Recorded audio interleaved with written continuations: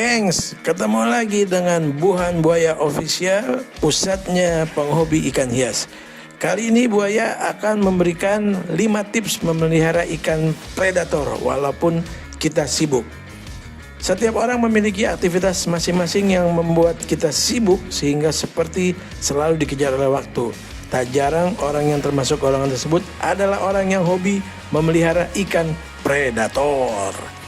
Tapi bukan perkara mudah karena melihara ikan predator tentu akan berbeda dengan jika kita memelihara ikan biasa atau ikan non-predator. Hal-hal seperti makanan, filtrasi, dan perhatian khusus tentu berbeda antara ikan predator dan non-predator. Ketika memelihara ikan predator, kita memang perlu perhatian ekstra seperti soal makanannya. Jika kita memelihara ikan non-predator, makanannya tentu sangat mudah karena berupa butiran pelet. Tapi apa jadinya jika kita memelihara ikan predator? Jelas berbeda dong. Makanan ikan predator umumnya adalah ikan-ikan kecil seperti ikan nila, lele, komet, atau moli. Atau kadang-kadang bisa juga kita kasih kelabang cicak, jangkrik, sama cacing tanah. Sekarang ada juga ulet Jerman. Kemudian Anda tidak hanya merawat ikan predator saja, tetapi juga merawat ekosistemnya. Oke gengs, jangan terlalu lama. Sekarang kita mulai 5 cara memelihara ikan predator. Yang pertama, atur jadwal makannya. Jangan seperti kita yang sering kelupaan makan. Nah, untuk ikan predator, sebisa mungkin kamu mengatur jadwal makan diatur berdasarkan karakter dan jenis ikan. Beda ikan, ya beda jadwal makan. Kamu tidak bisa membuat jadwal sama rata antara ikan piranha dan ikan predator lainnya seperti ikan arapaima. Jadi ada baiknya konsultasikan dulu kepada orang yang sudah pakar atau istilahnya para suhu menuhu mengenai intensitas dan frekuensi pemberian makan ikan predator yang kita miliki. Setelah konsultasi, kamu bisa langsung mengatur jadwal makan. Apakah itu pagi, siang, sore, malam, atau sepulang kerja. Kalau yang udah punya kerjaan. Sebelum sekolah, kalau yang masih sekolah. Setelah mencuci mobil, kalau punya mobil, terserah. Yang penting atur jadwal yang sesuai dengan aktivitas kita dan pastikan disiplin untuk melaksanakannya. Karena itu juga demi ikan kita tetap hidup dengan sehat walafiat sejahtera lahir batin sampai masuk ke akhirat. Nah, mungkin beberapa orang yang hobi ada yang tidak terlalu memikirkan hal ini karena ketika mereka pertama kali memberi makan ikan pakan di hari pertama, mereka langsung memasukkan semua ikan pakan ke dalam tank yang berisi ikan predator. Jadi intinya ikan predator sudah langsung diberi jatah sesuai periode yang telah ditentukan sehingga sang pemilik tidak perlu lagi repot-repot meluangkan waktu mereka hanya untuk memberi makan ikan predator. Karena ikan predator sudah diberi makan sejak hari pertama setelah si pemilik ikan beli ikan pakan tersebut di pasar. Oke gengs, kita lanjut. Mengenai pemberian makanan, ada saran dari para suhu. Kalau bisa kita kasih pakannya sebatas sekenyangnya mereka. Jangan sampai kita kasih over. Karena pada saat kita kasih makanan hidup berlebihan, mereka akan muntahkan kembali dan itu akan menjadi sampah buat tank atau kolam kita gengs. Oke gengs, kemudian kita lanjut ke tips nomor 2. Ini sangat penting juga. Mengatur jadwal menguras air di tank atau di kolam. Tips yang berikutnya adalah mengatur jadwal menguras air tank atau air akuarium. Sudah bukan rahasia lagi bukan bahwa ikan predator menghasilkan lebih banyak amonia dibandingkan ikan non-predator.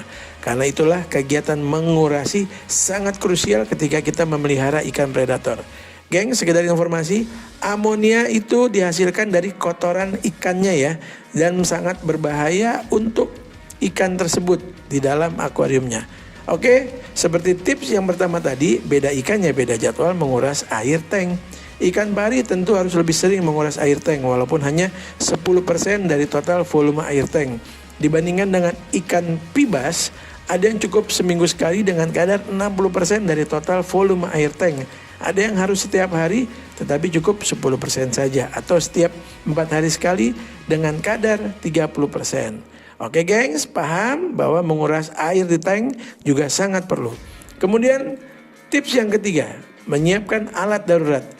Di dunia ini siapa yang bisa memprediksi masa depan? Apa nasib tank kamu di waktu mendatang? Apa yang akan terjadi dengan kondisi ikan kamu besok? Tidak ada yang tahu. Yang bisa kita lakukan hanyalah mempersiapkannya sedini mungkin sebelum hal itu terjadi. Hal-hal yang tidak diinginkan seperti ini biasa disebut keadaan darurat. Mungkin ada yang masih bertanya, seperti apa ya contoh darurat yang dimaksud? Ya mudahnya dalam realitas sehari-hari seperti tank bocor, ikan predator terkena penyakit white spot, ikan predator bertengkar, atau tiba-tiba listrik dari PLN mati. Siapa yang bisa menebak PLN kapan matinya, kapan nyalanya? Oke geng, siapkan alat seperti ember atau bak, jaring ikan tambahan yang ukurannya sesuai dengan ukuran tank dan ikan. Jangan lupa garam ikan, penutup atas tank, anti-itch, dan lain-lain. Meskipun kamu tidak memprediksi, tapi cobalah untuk memperkirakan apa yang mungkin terjadi. Jangan lupa guys, heater ya. Karena kalau musim hujan, air sangat sensitif. Dari kemungkinan tersebut, barulah menyiapkan alat-alatnya. Oke gengs, kita lanjut ke tips yang keempat. Permudah akses. Apabila ingin menguras, daripada mempersiapkan gayung atau alat sedot manual, lebih baik menyiapkan pompa filter dan pipa panjang khusus untuk proses menguras nantinya. Sehingga selain menghemat tenaga, juga menguras waktu. Tentu volume air yang dapat dikuras dengan pompa filter jauh lebih banyak daripada sekedar alat sedot manual yang menggunakan tangan. Apa coba yang disedot secara manual? Kemudian kelihatannya sepele, tetapi ketahuilah jika hal sepele yang merepotkan dilakukan setiap hari tentu sangat melelahkan dan menjengkelkan. Akhirnya kita jadi pensiun miara ikan predator karena ribet sekali ngurusinnya. Oke gengs, sekarang kita tips yang terakhir, yang kelima. Kita buat semuanya tampak rapi. Setiap orang yang memiliki waktu yang sangat berharga, bahkan 5 menit pun adalah hal yang amat berarti. Oleh karena itu, jangan mempersulit atau membuang-buang waktu kita jika hanya sekedar mencari jaring, gayung, atau lap pembersih yang hilang. Mungkin kamu lupa menaruhnya di suatu tempat atau bahkan terselip di barang lainnya. Selain merepotkan, tentu membuat kamu kesal. Seharusnya kita hanya perlu waktu 10 menit untuk keperluan ikan, tetapi karena alat atau barang tersebut hilang atau lupa ditaruh di mana, akhirnya kita muter-muter gak karu-karuan dan bete, sebel, akhirnya pensiun lagi. Oleh karena itu, susunlah alat-alat tersebut sebaik mungkin, serapi mungkin, semudah mungkin, dan yang pastinya sekomplit mungkin. Karena apabila alat-alat itu ready semua, kita akan lebih mudah, lebih menyenangkan, lebih menenangkan jiwa dalam memelihara ikan predator. Oke geng, saya salah satu penggemar ikan predator, predator still the best. Inilah 5 tips memelihara ikan predator ala Buhan Buaya Official. Kita ketemu lagi di video berikutnya gengs. Thank you, bye-bye.